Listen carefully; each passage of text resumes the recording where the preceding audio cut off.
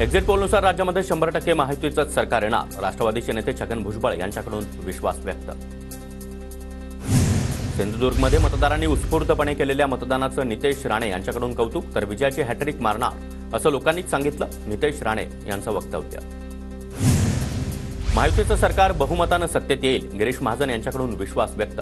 मतदानाचा हक्क बजावल्यानंतर गिरीश महाजनांची प्रतिक्रिया.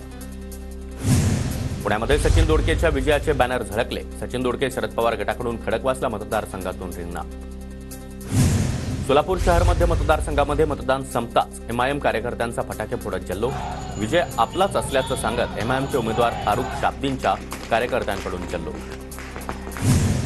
वाशिम शहरामध्ये मतदान प्रक्रियेदरम्यान मोबाईलनं व्हिडिओ रेकॉर्ड. हेमंत जीवनानी यांच्याकडून सोशल मीडियावर व्हिडिओ व्हायरल. पोलिसांकडून गुन्हा दाखल.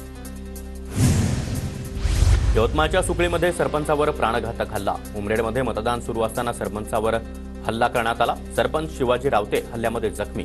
उमरखेड पोलिसात तक्रार दाखल. बीडमध्ये अपक्ष उमेदवाराचा मतदान केंद्रावरच मृत्यू. बीड मतदारसंघाचे अपक्ष उमेदवार बाळासाहेब शिंदे यांचा मृत्यू. हृदयविकाराच्या झटक्यानं मृत्यू झाल्याची माहिती. साताऱ्याच्या खंडाळ्यामध्ये मतदान करतानाच हृदयविकाराचा झटका. मोरवे गावामध्ये मतदान करण्यासाठी आलेल्या व्यक्तीचा जागीच मृत्यू. श्याम धायगुडे असं मतदान करण्यासाठी आलेल्या आणि मृत पावलेल्या व्यक्तीचं नाव.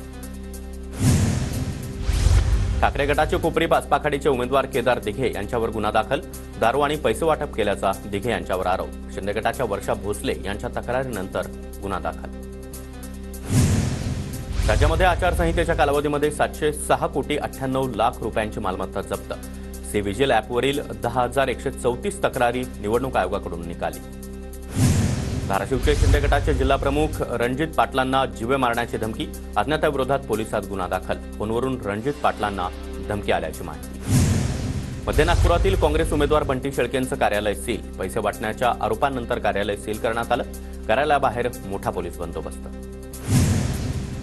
बीडमधील परळी केजनंतर आता आष्टी मतदारसंघात देखील हाणामारीचा प्रकार समोर. आष्टीमध्ये सुरेश धस आणि मेहबूब शेख समर्थकांमध्ये हाणामारी.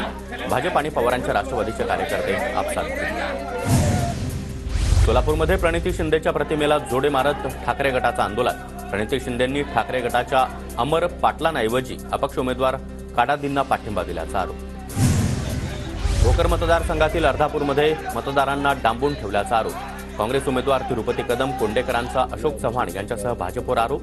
पराभवाच्या भीतीनं असे बेछूट आरोप. अशोक चव्हाण यांचं प्रत्युत्तर. पुण्याच्या शिरसाटवाडीमधील मतदान केंद्रावर दमदाटी. दत्ता भरणे यांच्याकडून पवार गटाच्या कार्यकर्त्याला दमदाटी केल्याचा अंकिता पाटील यांचा आरोप. 100 मीटर परिसरामध्ये कार्यकर्त्यांना येऊ देऊ नका. भरणे यांची दमदाटी. बीडच्या परळीमध्ये शरद पवार गटाचे नेते माधव जाधवांना धनंजय मुंडे यांच्या कार्यकर्त्यांकडून मारहाण. काटनांदूर गावामध्ये पवार गटाकडून मारहाणीचा निषेध. मतदान केंद्रावर मतदान प्रक्रिया बंद पाडण्याचा देखील प्रयत्न. कोल्हापूरच्या कसबा बावड्यामध्ये मतदान केंद्रावर वाद. शिंदे आणि ठाकरे गटाच्या कार्यकर्त्यांमध्ये शाब्दिक वाद. शाब्दिक वादाचं पर्यावसान. त्यानंतर किरकोळ हाणामारीत देखील झाल्याची माहिती. मीरा भाईंदरमध्ये भाजप उमेदवार नरेंद्र मेहता आणि अपक्ष उमेदवार गीता जैन यांच्या कार्यकर्ते भिडले. मेहतांकडून वातावरण शांत करण्याचा प्रयत्न. पोलिसांचा कडेकोट बंदोबस्त. छत्रपती संभाजीनगर शहरामध्ये नारेगाव परिसरामध्ये गोंधळ. नारेगाव मतदान केंद्राच्या परिसरामध्ये गदारोळ पाहायला मिळाला. 2 गटामध्ये वाद. पोलिसांनी सौम्य लाठीचार्ज केल्याची देखील माहिती. पुण्यामध्ये 7 आमदारांसह 15 उमेदवारांना निवडणूक आयोगाची नोटीस. प्रचार खर्चामध्ये तफावत आढळल्यानं निवडणूक विभागाची कारवाई.